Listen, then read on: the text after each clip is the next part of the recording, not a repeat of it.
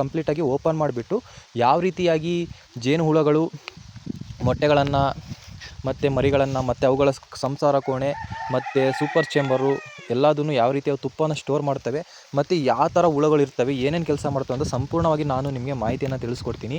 ಇದನ್ನು ಜೇನು ಕೃಷಿಯನ್ನು ಪ್ರತಿಯೊಬ್ಬರು ಮಾಡೋದ್ರಿಂದ ಹಣ್ಣಿನ ಪರಾಗಸ್ಪರ್ಶ ಎಲ್ಲ ಗಿಡಗಳಿಗಾಗಲಿ ಅದು ಸಹಾಯ ಆಗುತ್ತೆ. ಯಾಕಂದರೆ ನಾನೀಗ ನೋಡ್ಬೋದು ನಮ್ಮ ತೋಟದಲ್ಲಿ ಸುಮಾರು ಒಂದು 100ಕ್ಕಿಂತ ಜಾಸ್ತಿ ತೆಂಗಿನ ಗಿಡಗಳಿದ್ದಾವೆ.